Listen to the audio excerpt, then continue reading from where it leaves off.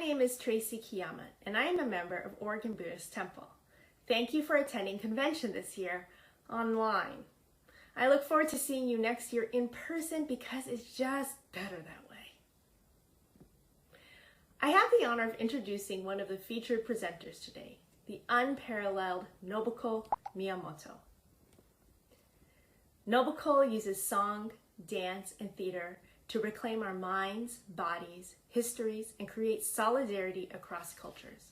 Originally a dancer on Broadway and in films, she found her own voice as an activist and singer in the Asian American movement, co-creating the iconic album, A Grain of Sand. This talk shares how Reverend Masao Kodani offered her the social hall of Senshin Buddhist Temple in Los Angeles to teach dance, becoming the home of Great Leap, launching musicals, concerts, music videos, and new Obon pieces such as Mottai Nai and Bambutsu. In 2021, Nobuko released the album 120,000 Stories and her memoir, Not Your Butterfly, my long song of relocation, race, love, and revolution. I want to take this moment to thank Nobuko for the gift of her Bonodori. Having grown up in Southern California, we always looked forward to her dances. Dancing with my young son to a Bonodori in English, Japanese, and Spanish on a cool summer night surrounded by the diverse JA community of Southern California, Bambutsu is the gift I did not know I needed. Thank you. And finally, I'd like to introduce our moderator, Wynn Kiyama. Wynn is the Executive Director of Portland Taiko and teaches at Portland State University. His Bonodori research has been shared in articles, a digital photo exhibit, a museum exhibit, and a CD produced with Reverend Mas Kodani and Nobuko Miyamoto. Wynn is a member of the BCA Music Committee and the Oregon Buddhist Temple. As his wife, I feel qualified to add that he is also an excellent father and husband. And now to Wynn.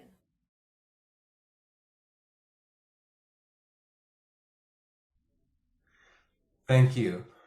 My name is Wynn Kiyama, member of the Oregon Buddhist Temple, and it's my pleasure to welcome artist and activist, Sansei, third-generation Japanese-American Nobuko Miyamoto to the Northwest District Buddhist Convention. Nobuko recently released the double CD, 120,000 Stories, and published her memoir, Not Your Butterfly, which traces her life from the stage and screen to the Asian American movement and the spiritual and artistic home of the Senshin Buddhist Temple. Welcome, Nobuko. Congratulations on the publication of your memoir, which is just beautifully written and extraordinary. Can you tell us a little bit about your family and your family's incarceration story during World War II? Yes. Well, but first, I want to thank the Northwest Buddhist Convention for inviting me to talk about something that's very dear to my heart, and that is the relationship of Buddhism with my art practice, and also with Senshin Buddhist Temple, which is my spiritual home as well as my work home. And so, about my family. First, my family was Christian. My father was a Hapa. His father came here in the early 1900s, and of course there were no Japanese women around, and he happened to fall in love with a woman, Lucy Harrison, who was a Mormon. And they broke the law and got married. And my mother's father came from Fukuoka, Japan, and later sent for a picture bride, which was my grandmother. And my mother actually was a Kibe. She and her sister were sent back to Japan. My mother was just a baby, and her sister, I think, was 3 or 4 years old. So they were raised by their Buddhist grandmother. But before they returned to America, my great-grandmother took them to a Christian church and told them, you should be Christian because you're going to live in America. And then she went across the street to the Buddhist temple. So those were stories my mother told me. And of course, our family, just like 120,000 other Japanese Americans on the West Coast, were forcefully removed during World War II. And I'd like to read the opening of my book as a sort of opening of the story. I was born where I didn't belong. At 2, I became the enemy, a would-be spy, a threat to U.S. internal security. Soon I was removed with 120,000 others who looked like me to a place grown-ups called camp. But it was no summer camp. So we moved from Los Angeles to Santa Anita Racetrack. Then my father volunteered to harvest sugar beets in Montana.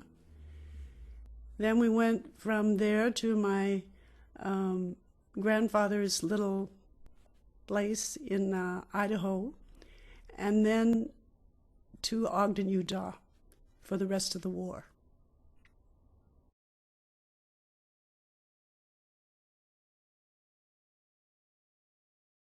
My love of dance actually started in Ogden, Utah, because when my father and my family got there, my father decided to celebrate by taking us to a concert of classical music. And in this concert with, 100 musicians on stage, I heard this beautiful music and had a sort of out-of-body experience. And when I went home, I started dancing to my father's favorite records. And my mother saw this and found a little school in Ogden, Utah, and gave me some dance classes. And not only was this giving me an expression, I was really a lost, quiet, shy little girl. And dance gave me a sense of place, a sense of belonging somewhere. So my gray world sort of turned into technicolor, and I dreamt I was going to be a ballerina, even at a very young age. And my mother, who was a frustrated artist herself, just like my father was a frustrated musician, when we came back to Los Angeles, found a dance school when we lived in Boyle Heights, and I began a more serious training regimen, and finally became a scholarship student at the American School of Dance in Hollywood. So that sort of rigorous training that I started at a young age brought me to start working at 15 years old in a movie called King and I, and another movie called Les Girls, where I danced a Thai dancer, right? And then in this Les Girls, I was a Balinese dancer. And when I got Flower Drum Song on Broadway, well, I was at least an American Chinese, but a funny experience happened to me when I was on the stage. We were singing to the audience, a row of us, singing this song, Chop Suey, Chop Suey. And I'm looking out at this audience filled with little blue-haired ladies. It was a matinee. And they were looking at us in a way that made me feel really uncomfortable.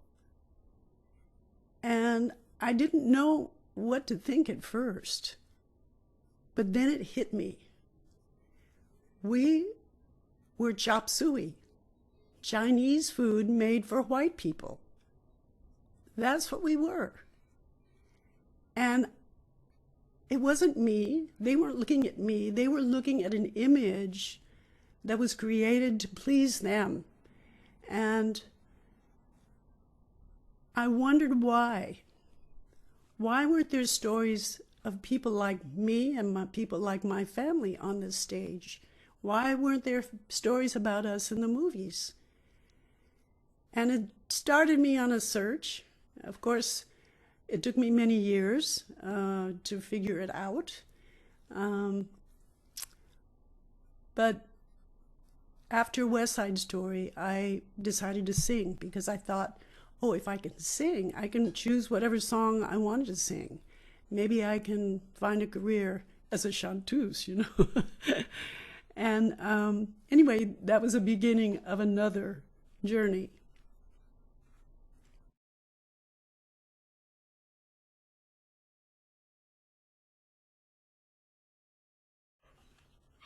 Well, first, I was a witness, like many others, in the civil rights movement. Television news became very big, and we were seeing images of people demonstrating for the simple right of sitting at a counter, of drinking out of a fountain. And I could see that this injustice that they suffered was very great, but also I knew that our people had suffered too, and that I knew I wasn't white, and I knew I wasn't black, and it started me wondering where do we belong in this whole world of people of color? And it was then that I helped a friend make a film about the Black Panthers. And that sort of put me right in the middle of the black struggle at that moment in the late 60s. Now, a lot of people, including my own family, was really disturbed because they had never encouraged us, even though we lived in communities with black people, because of racial covenants, housing covenants. We lived in communities with black people and Latino people, and yet our families weren't so keen on having us mix with them.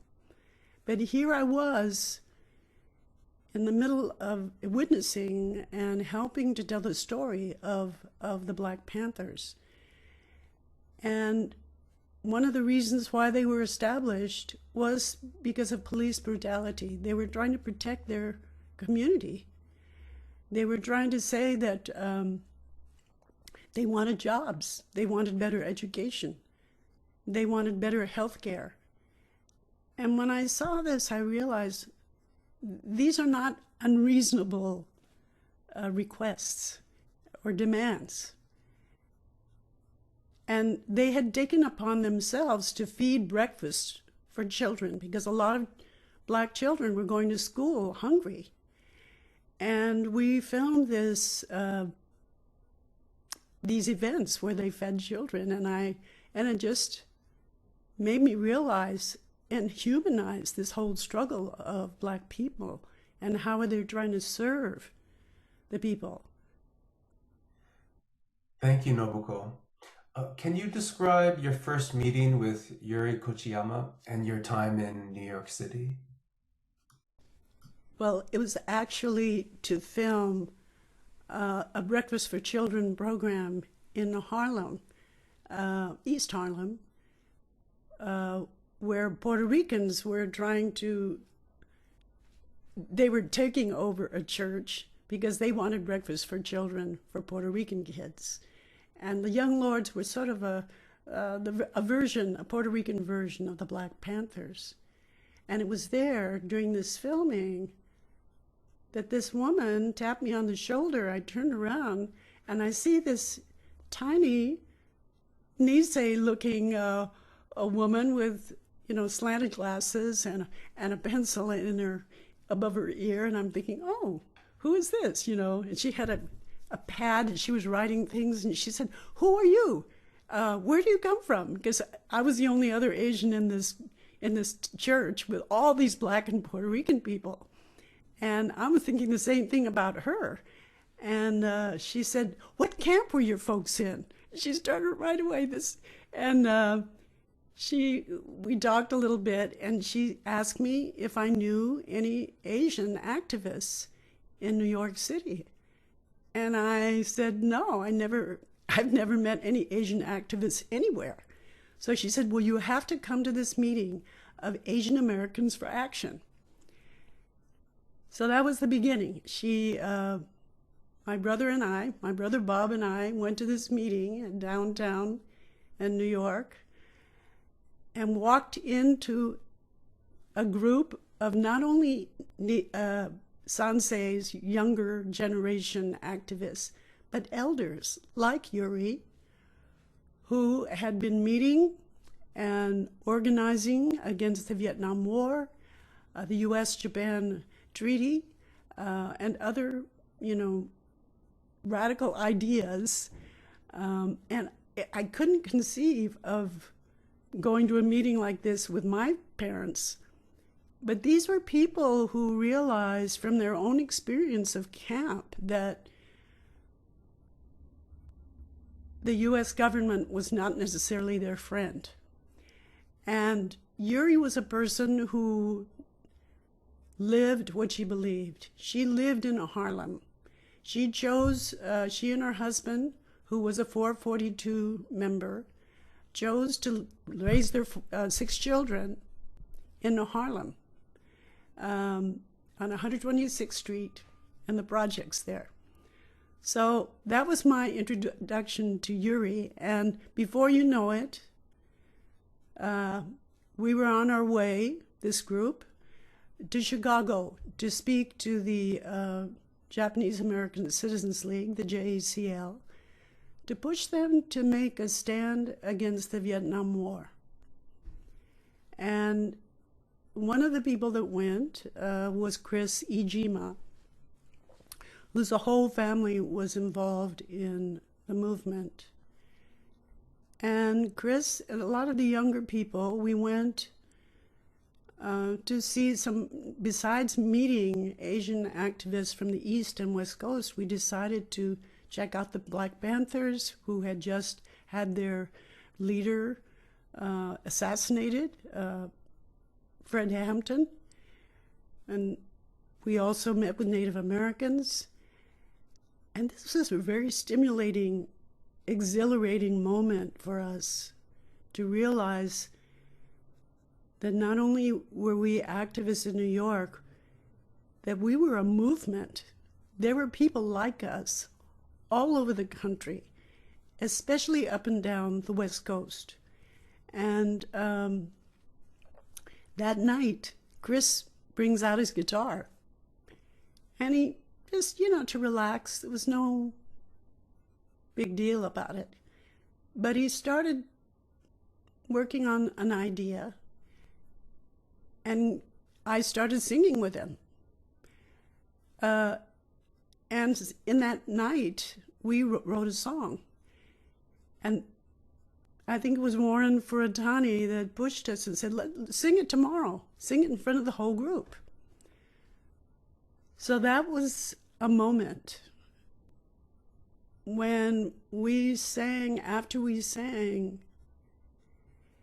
the impact on us and to sing for our own people was amazing. But also for our people, both the elders and the young activists, to see people who were singing, who were like them, who were singing their song. And that started us on a journey. We became troubadours and began touring from coast to coast, telling stories, singing songs about who we were, and our dreams, our visions. And so I'd like to play a little video, a mix of songs that come from the album A Grain of Sand. that shows the feeling and the spirit of this music and this moment. And I am a yellow pearl, and you are a yellow pearl, and we are the yellow pearl, and we are half the world, and we are half the world. Now you might say I'm just a dreamer, pearls like you just don't appear. I refuse to... Nosotros somos asiáticos y nos gusta cantar para la gente. Hablamos la misma lengua porque luchamos por las mismas cosas. La lengua de libertad. We are the children of the migrant worker.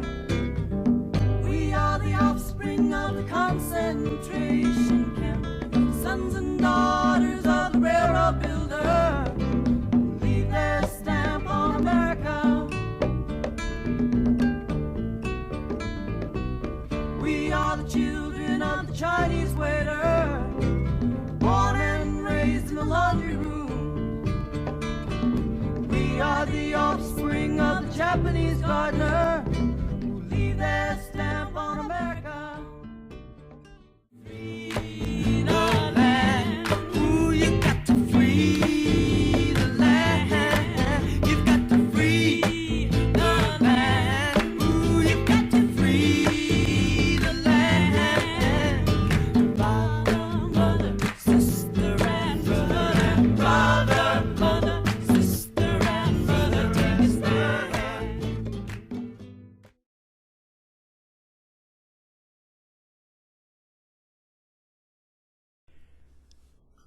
Well, after about 3 years of being a troubadour and moving around the country and actually visiting LA again, I really wanted to go home.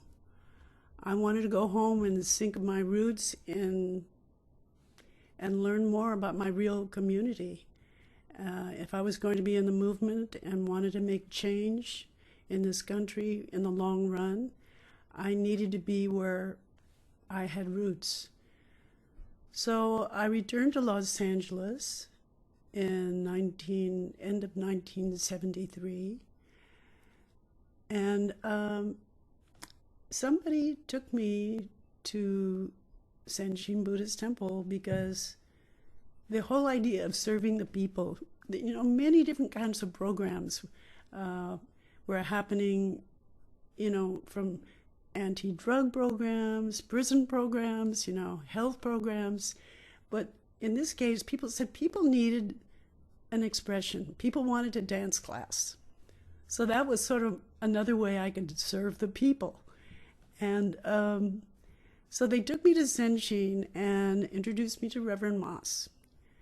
And Moss, without, a beat going by, he said, well, let me take you to see the social hall. And he takes me into the social hall at Senshin Temple. And of course, on the stage is a pile of drums, these taiko drums, because this is the home of Kinara Taiko, one of the first taiko groups in America. And I had heard already taiko, and that was exciting to me. But when he showed me this floor, this big, beautiful wooden floor, I said, yes, I can teach dance here. And then he gave me the key. He gave me the key to the temple, to the social hall. And I felt like, oh my God, he really trusts me. And I felt like a real responsibility. So I began teaching at Senshin, 2 classes a week, and the classes were growing and growing. And I also had a band called Warriors of the Rainbow. And I started creating dances with music, live music, and giving an expression. Now, I just want you to know that people called me, when I learned to be a teacher to people who were not necessarily dancers. But I didn't want to give them a watered down version of dance. I wanted them to really strive to be good and to feel what it meant to be a real dancer. And so choreographing these pieces sort of put another demand on people to actually perform in front of their community. And that led to sort of bigger pieces. And I'm bringing in professional Asian American artists, and we started building. We made a musical called Chop Suey, which we toured up and down the coast. And Senshin became a sort of launching pad and supported this crazy group of people who were taking not only 2 days a week of dance class, but, you know, hours, many hours of practice and rehearsals.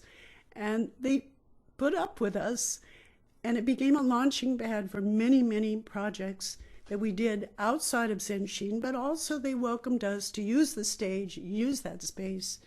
And but besides being a creative space for me and many people, it was a place that I was learning about my Japanese American roots. This was a place where people came after camp, and, you know, the kitchen, people gathered there and cooked collectively and communally. They slept in the classrooms in that social hall, and took a shower in the bathroom, and were afraid to go out to buy groceries. So until they settled, a lot of people sort of went through this space, and so I felt like it held a lot of memories and stories. And besides that, almost daily, I was able to hang around with Reverend Moss and hear stories and hear ideas and philosophy from him. So this was a big influence on me personally as a spiritual journey, but on the work that we were creating, and the opportunity to work in a space like this, where we could actually practice some of the principles that we talked about in the movement, about equality and equal voice and giving people a space to express themselves. We were practicing this, and it really fit in well with Buddhist principles. And I think that Moss also felt, I don't want to put words in his mouth, but I think that Moss was an art lover, and he felt that the arts were a good way of teaching about Buddhism. Thank you. And just to follow up, what was it like as a working artist, a single mother, raising your son at Senshin Buddhist Temple? So not only was I a rule breaker in being an artist, but in my life, I was sort of a rule breaker too. I was a single mother of a black kid, and Kamau. And Kamau slept through the dance classes. He crawled on the floor and played on the stage and skateboarded outside, and that was his life for many, many years. But it also, my dance class brought a lot of different kinds of people into Senshin. We weren't all Japanese Americans. There were a lot of African Americans and other kinds of people that just came through, and I think it was sort of an adjustment for people in the temple to see all these different kinds of people who were congregating and sweating and working and scrubbing their floor and before and after class, and so it was a two-way street. I think we also influenced the temple in a way. We brought diversity into the temple. It's a story because Kamau was so much a part of the temple, and the people really were his family. And many years later, after he had gone to college and made his own choice to be a Muslim, a Sufi, 9/11 happened. And at Senjin, we were doing a series of breaking the fast events. And this turned into a bigger project where Muslims and Jews and all kinds of people came together in the temple. And one day there was an event, breaking the fast event, in the Hondo itself. And the imam that was supposed to break fast didn't show up. And so people looked at Kamau and said, well, can you do the chant to break fast? And Kamau was in his early 20s, and he naturally stood up in front of the Sangha, which now included Muslims as well, and he did the call to prayer. And it was a moment for all of us to see this little kid who had grown up, who was now becoming a man, and to be himself and be a Muslim in this Buddhist temple. I don't think there was a dry eye after this happened, and the people who knew him and knew us and had supported us all these years, it was a moment. So, Senjin has just been so flexible and open and willing to take the journey with us. I can't say enough gratitude for that.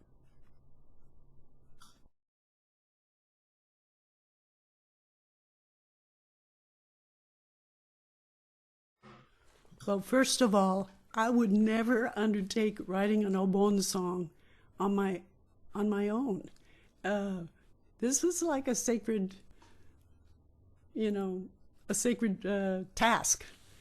And after I'd been at Senjin for about 10 years, in the 80s, Reverend Mas approached me and said, hey, I want you to write an Obon song in English.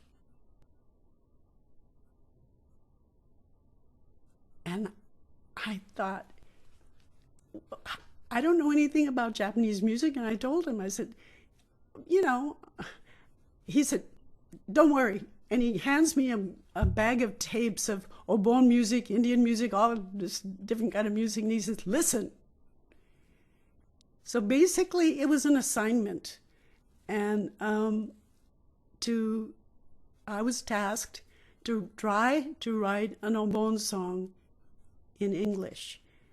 But of course I sat with him and we got the Yuyo, the title, Just Dance. And, but, I was worried. One is the musical form, using shamisen, using taiko, using kakegoe. But the words, how do you make English not sound stupid in this context? And so I was really worried about how do you gracefully bring in English words and mix them with Japanese words, etc. And anyway, it took a lot of guts for me to give him the final product. And I worked together with, the musicians within Senjin. And I'm going to show you a little bit of video of those days when we did this, but I'm going to read a little bit about my first impression of when we first did Yuyo live. I'm going to read the words first. Sunset, sky turning indigo, moon and stars begin their evening dance, circle in the sky. Voice of wind, rhythm of trees, you can feel it if you dance. Just dance. Anno mamma yuiyo, sonno mamma yuiyo, konno mamma yuiyo, tada odore. A cosmic dance, a cosmic ocean danced around me. The sleeves of women and young children waved in the evening breeze. Brave men wearing yukata kicked up their geta. Teens in happy coats kicked up their tennis shoes. Elders danced with babies in their arms. 1,000 souls moving, carefree, smiling, dancing. Yuyo, just dance. Watching the cosmic dance, tears of wonder and gratitude rose in me. I let go and just sang into the indigo sky. We were all connected, those in the circle and those who'd gone before us. We were all moving as one. Once we decided on the dance and they said they liked the song, they learned it in a small group, say less than 20 people. And these people go out and teach it to their temples, 18 different temples all over the Southern District. And then this dance was performed in all these 18 temples without me even having gone out and taught anybody else the dance. It just spread out. And they've all done it, and now they're coming together, and all the 18 temples are going to do it together. I think when you face each other too, you're acknowledging each other, and you know, you kind of recognize everybody, and sometimes it's somebody you haven't met for a long time, and it's good, I think, to face each other and acknowledging that, you know, that person or the other person is there, and you just have a grand time doing it. One way of explaining Bondori is to dance, to consciously dance unconsciously, or to unconsciously dance consciously, whichever way you want to put it. It's a very delicate moment in which you're fully involved in what you're doing, but you're not watching yourself do it. There's no sense of, look at me, I'm doing well. Because when that moment comes, you lose it.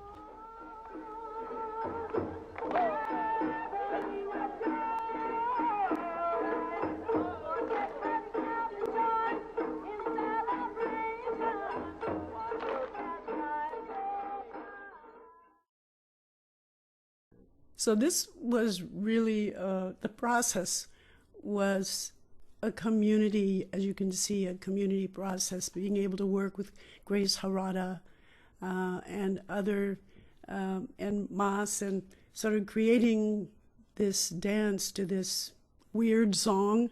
And Reverend Mas, you know, throws me into the lion's den with all the dance teachers, you know, in Southern District.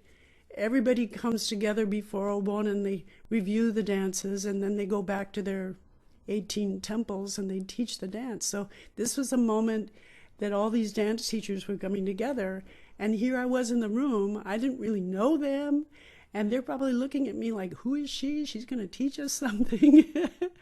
And Grace was, of course, gracious, and we taught this dance. And the opening of the dance was the Native American friendship dance, actually, because I felt that here we were in America, that we needed to acknowledge if not by words, by movement, in this place, in this circle of Native Americans' presence. So that was something a little bit different about the dance. The other one was that we were facing each other as we danced, because we wanted people to see each other's faces. So that was maybe something a little bit different about this first Obon dance. The other thing was getting all of these temples together and doing it on the Noguchi Plaza. This is a plaza that Isamu Noguchi, the sculptor, made for Obon, but never had Obon been danced there. So it was really a special thing to be at the JCC on that plaza filled with 1,000 people, and fulfilling a dream that Isamu Noguchi had so many years before. Thank you, Nobuko. After Yuio, you've continued to write lots of Bonodori songs, Tampopo Ondo, Ichigo Ichie, and many others. In my family, our favorite is Motai Nai, so my son loves to do the Motai Nai. So could you tell us a little bit about that song and dance and message? So we were moving into the time of awareness of environmental harm that we were doing in this country, in this world, and Reverend Moss was right on it. You know, one of his first things that he was bringing to our attention was waribashi.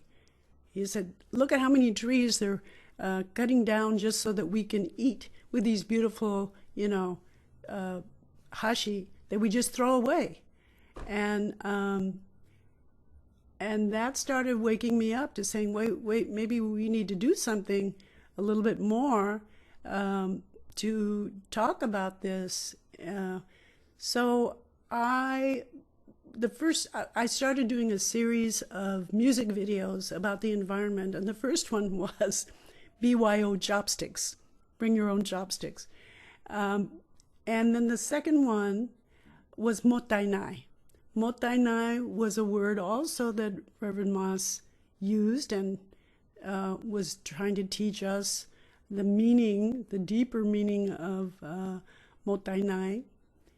And it just sort of caught me that maybe this is a way that people who know and heard this word from their grandmas and bachans, maybe this could be a dance.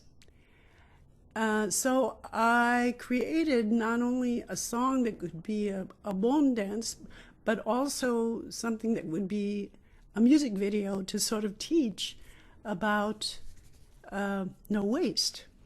And so this piece, if you'll look at this video, we won't show all of it, we'll just show a little bit of it. We use a lot of community people because that's what we did. That's what we always do. Great Leap, my organization, directed by Dan Kwong, created this piece with utilizing people in the community to tell the story.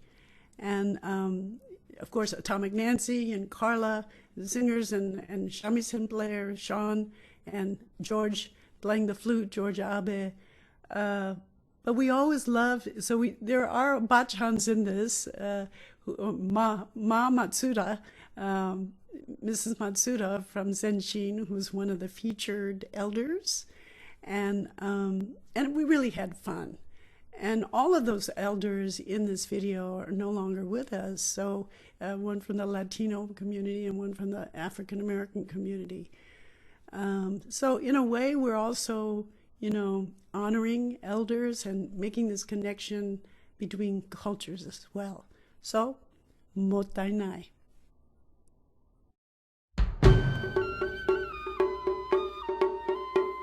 We take, we use, we throw away. We take, we use, we throw away. We take, we use, we throw away. We take, we use, we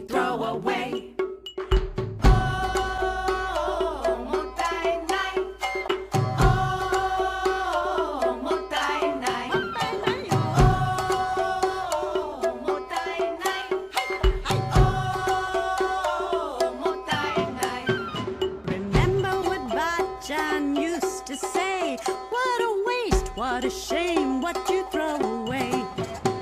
Every piece of paper, every grain of rice, every drop of water, she would use it twice, saying, oh, motai nai, oh, motai nai, oh, motai nai, oh, motai nai. Thank you, Nobuko. So, in addition to Yuyo and Mottainai, there's the Gardener's Song, Sembazuru. These are all really wonderful, groundbreaking songs and dances. And it's hard to focus on just a few, but I would like to ask about Bambutsu no Tsunagari, which includes English, Japanese, and Spanish lyrics. So can you tell us about the development of this song, your relationship with Quetzal, and the idea of Fandango Bon? So, as you can see, writing Obon songs has been a kind of journey for me, besides doing other works. Obon is really special, I guess, because I'm a dancer also originally, because it's a visceral experience. You can feel oneness and not just talk about it. When you dance in a circle, something happens. But this feeling is not only in our culture. Other cultures have the same, may have different rhythms and sounds, but people originally gathered in circles in ancient times to ask for, good crops, good weather, abundance. And so Obon sort of crashed into another culture. And it happened because Quetzal Flores and Martha Gonzalez, whom I had worked with on a music video about bicycling, invited me to a Fandango class. So Fandango comes from Veracruz, Mexico, which is across from Cuba. So there are rhythms of African, Latino, and indigenous sounds in this musical form. And it's a musical form that was developed by field workers, people who work with the land. Because, in the olden days, people didn't have, iPhones and all these technical things. They had a guitar, and they entertained each other and themselves. And there was an incredible musical form created with its own regimen and their own form. So Quetzal says, because he had been to Obon, he says, I want to invite you to a Fandango class. So I go into this class at Plaza de la Raza, and he pushes a jarana, this little guitar, into my hand, and he says, play. I'm like, what? Well, I remembered a few chords from a ukulele, which this is sort of like tuned like a ukulele, and I started playing with this group of people circled around a platform, a wooden platform in the middle.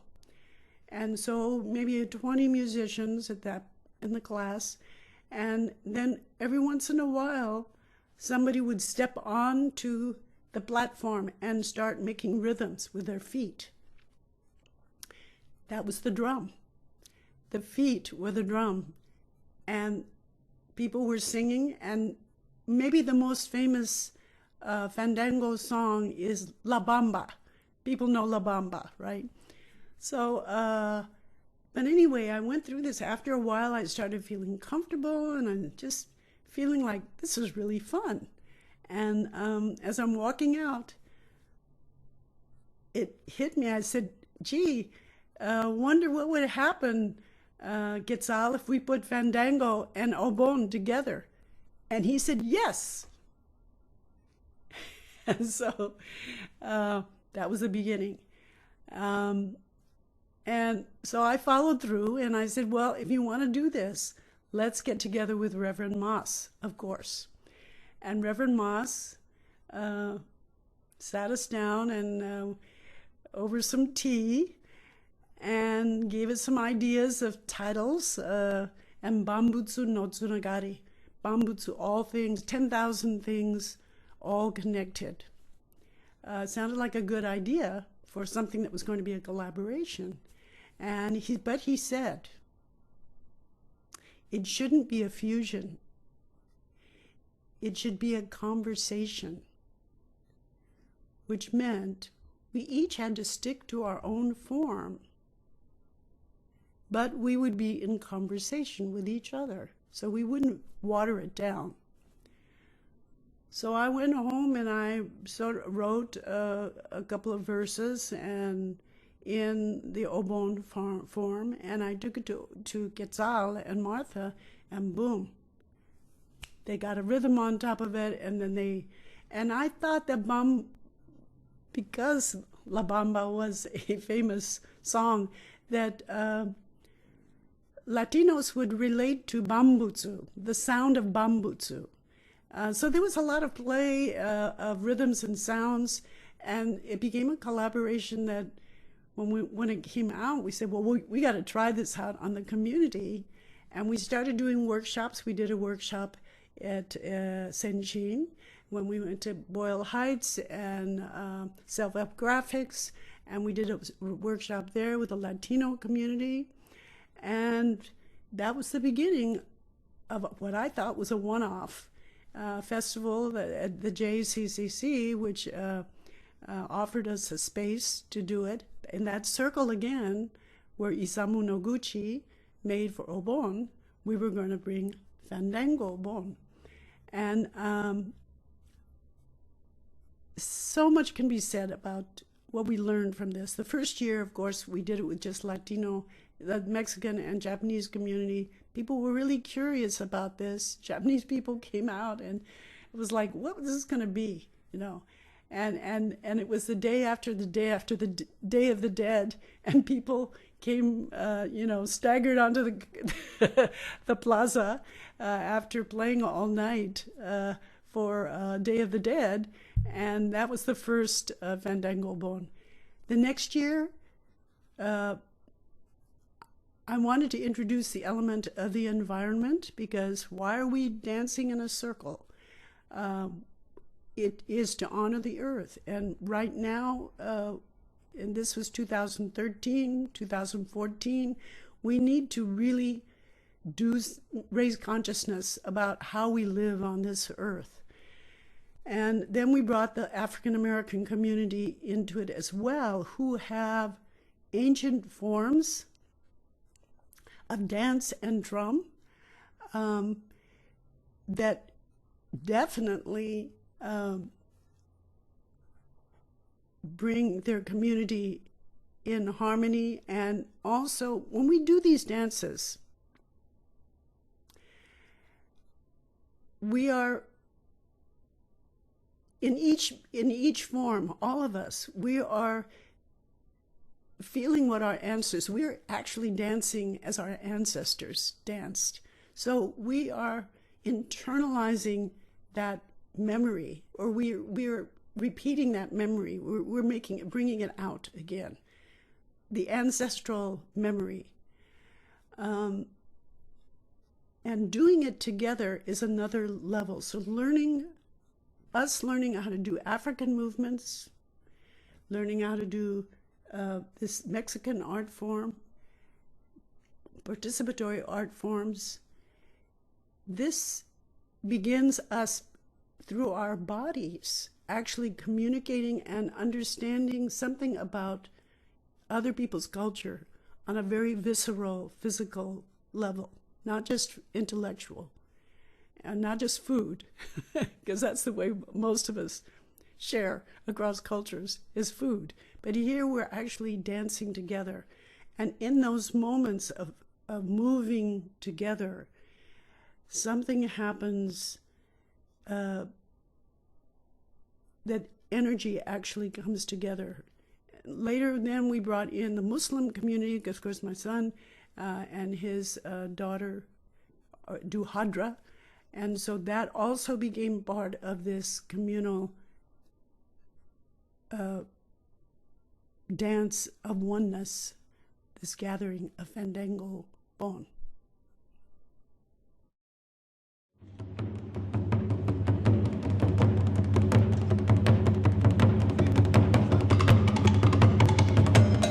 Fandango o Bon is a gathering of three distinct cultures: the West African, the Mexican Son Jarocho culture, and the Obonodori, which is Japanese Buddhist traditions. This is our third year, and each year the circle is getting more and more diverse. As long as the energy is really good, it's very simple to collaborate. And you know, everyone has their own instruments from wherever their country is. They all have the same roots when you really think about it. Fandango, Obon, polycultural remix, jam and a prayer, Angelino souls, transforming ethnic borders, birthing a new world. We're democratizing the arts. We're saying everybody should participate. And in a sense, this returns us to the circle of our origins, of our beginnings.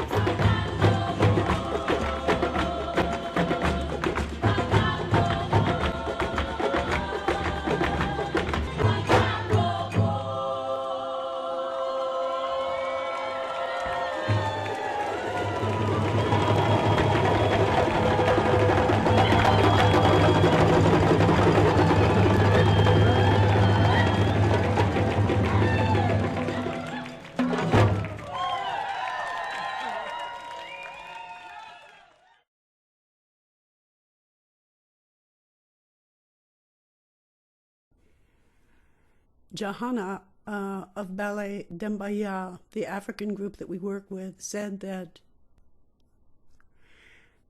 the drum actually, they've done studies that the drum actually synchronizes heartbeats.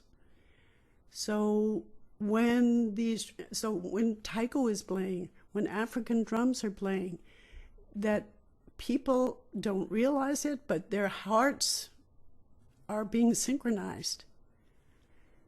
So when you talk about oneness, what can be more the feeling and the actuality of oneness that we talk about in Buddhism, in actuality, in practice, in life, is dancing together and hearing the drum, hearing the beat, hearing the music together. The synchronization of body, mind, and spirit is something today society needs so badly. And here it is in our ancient forms. Here it is in our traditions. Here is a way, I believe, and why we've gone on and done Fandango Bon for the last 8 years, is that we're exploring something old to make it new. We're not just being stuck in the past. We're exploring these older forms to make it new. And also, we're learning new elements, like Quetzal and Martha have learned in Mexico this communal song making. So it's a collaboration with, it could be 20 people in the room, all creating a song together. So these creative practices that we are moving forward with are putting into our life practice ways that we can make our bigger world a better world. And that's what spirituality and religion, I believe, should do. Help us move into the world to make this world more peaceful, more livable, more harmonious. So that's why I love Obon. That's why I love Fandango Obon.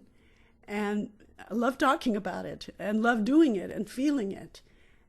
And so I thank you for giving me this moment to share with you the Sangha of the Northwest. It's something I rarely get to deeply talk about. So I thank you for this opportunity, and also for Wynn, for what you've done to put together. I meant to bring this copy of the beautiful book that you and Reverend Moss put together.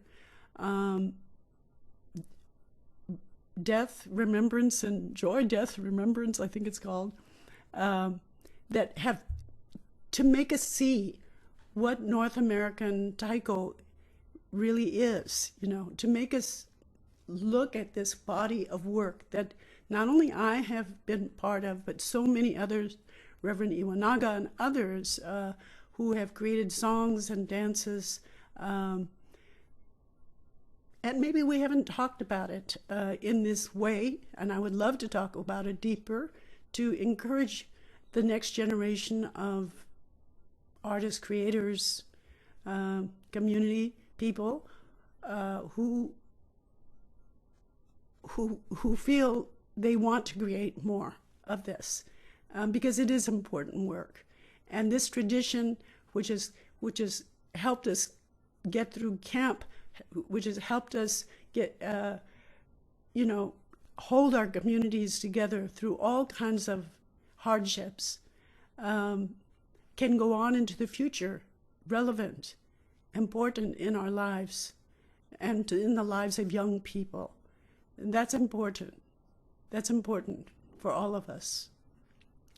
So I would like to also acknowledge the many who have contributed photos to this documentation period, and we'll show a list of them at the end. And to thank my editor and partner in crime, Dr. Deborah Wong, who is behind the scenes, always helping and making these talks work. So anyway, so you want to take it and then we'll go. You want me to read this? Here we are. Okay. So before we go into this last video, which we merged with another organization which is doing great work, Tsuru for Solidarity, which is using the camp experience that we as Japanese Americans have experienced and looked at what's going on at the border with refugees from Latin America and other places, separating children, etc. So we found a new way during the pandemic to engage community in the practice of Obon, wherever they may be. And so I thank all of them for participating, and for all of you who have been here listening to Wynn and me pontificate about Obon and Fandango Obon and music and dance in our community. So let me end with this thought. In an age in which most of us spend too much time observing the world through our rectangular devices, to step into the circle of Fandango Obon is a potent communal act. In this circle, we reclaim our power, our creativity. We make music with our own hands, our own voices. We circle the earth with our feet and remember we belong to it. In this circle, Everyone is equal. Everyone is seen. Everyone has a place. In this circle, there are no borders. No us, no them. There is plenty of room for more circles. In this circle, we weave our many roots, knowing our diversity is our strength. In this circle, we are enacting the world we want to live in. In this circle. In this circle. Thank you.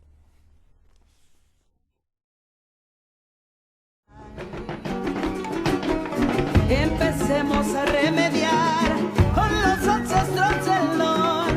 Empecemos a remediar con los ancestros del don. Que es tiempo de celebrar la vida en fandango.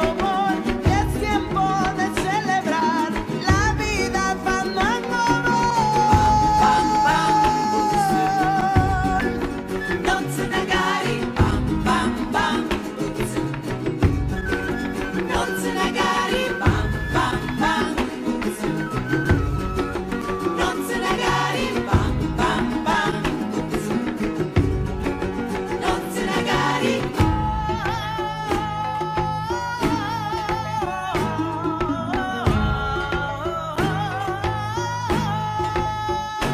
In the circle we dance to remember the dead. In the circle we dance. Oneness is moving. Bambutsu no tsunagari. Bambutsu. Bambutsu no tsunagari. No tsunagari.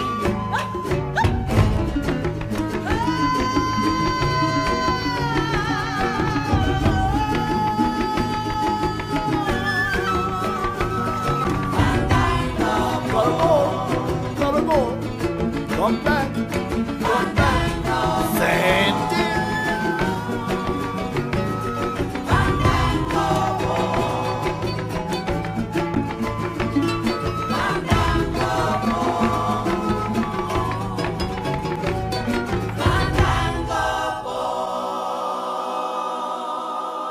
What, you want more?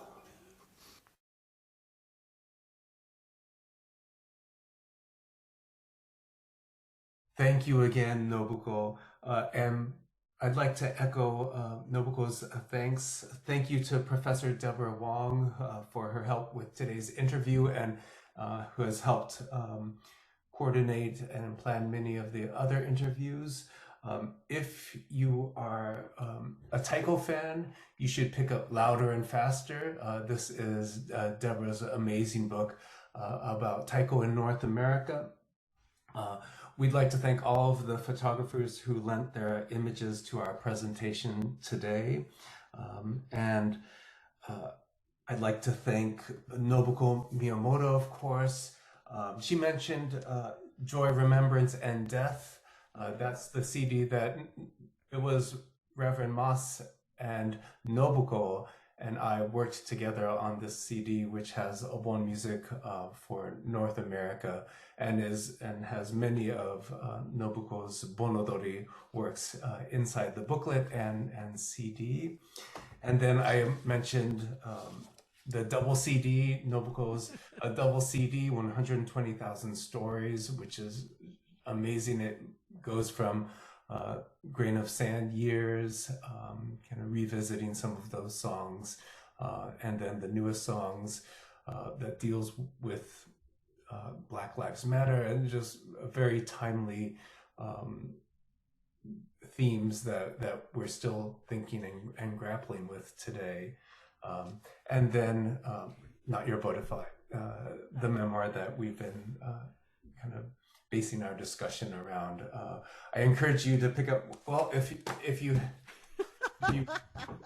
just send me an email, I'll let you know how you can pick up all of these things. We'll put some links down below, but one last time I'd like to thank you, our Northwest District Buddhist Convention audience, for tuning in. And finally, I'd like to thank Nobuko Miyamoto for sharing her music and her stories with us today. Thank you.